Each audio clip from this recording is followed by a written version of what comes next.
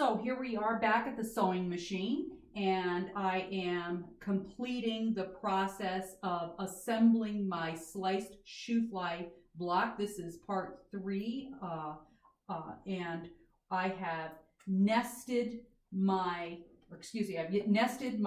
my center seam right here and pinned it. And I'm now snugging my fabric up against my needle and up against my guide, and I am ready to sew. Remember, the reason why this pin exists here is because if I don't have a pin there, this particular flap will probably get pushed this way with the feed dogs. And this is the reason why I keep this handy tool around, is I might have to slide under there just before it hits those feed dogs to make sure it stays nice and flat, so I don't have to rip it out and fix it or have a lump. So here I go. And again, my mantra is slow is fast.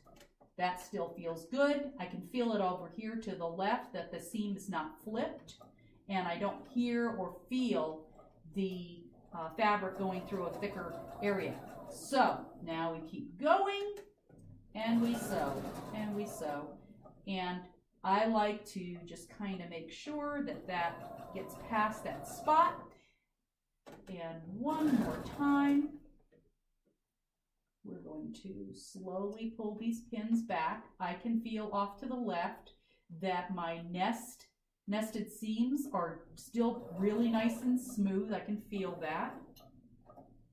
And pull out my pin before I hit that pin with my needle. Don't want to send my sewing machine to the repair shop to have the timing fixed. And I know a lot of people say they sew over the top of their needles all the time, their pins all the time, but and I don't anymore because I've had to send my machine to the shop. You know, 1 in 100 times, you know, you're going to hit that pin and throw your timing of your machine off. So there we go. This is going to become my template, so I'm actually not going to chain stitch the next pair of components. And I am going to open this up and check to see if my seam is nice and even, to see if I have to fix anything, and I don't. That's just dead on perfect. Using that double pin on either side of the seam really does help. Now we're going to change the camera angle and show you what we do to create that first block, that template.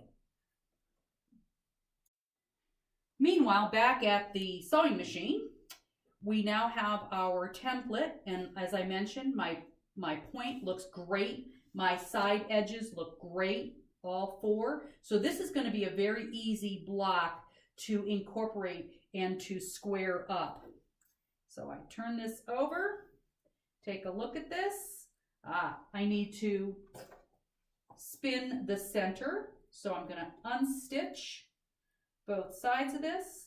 See, notice, here's where I hid that mistake or the cutting issue.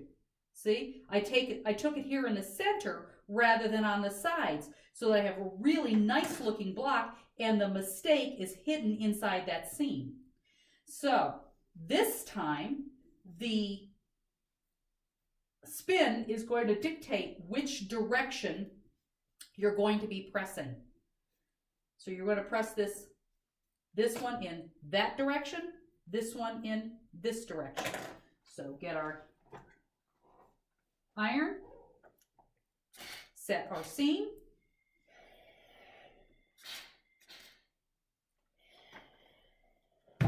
open it up,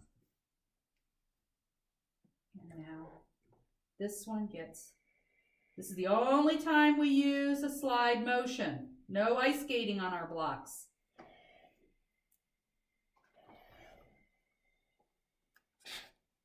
Flip it over, I'm going to get that center really good too.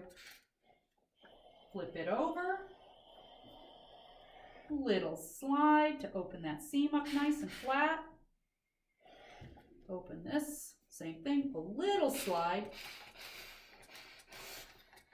And then we're just pressing. Nice and square.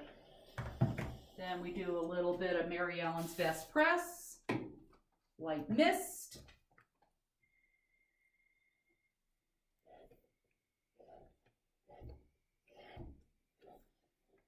And our block is prepared. I also take the time to pull out any excess threads at this point in time, because you're going to constantly be doing that, because you don't want to have that get those threads that are coming up from the seams. You don't want that incorporated into your long arm quilting when you get ready to long arm, or if you start quilting. You don't want to get those threads inadvertently tucked in under top stitching.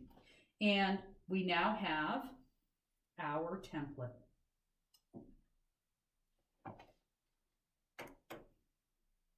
Thank you for watching.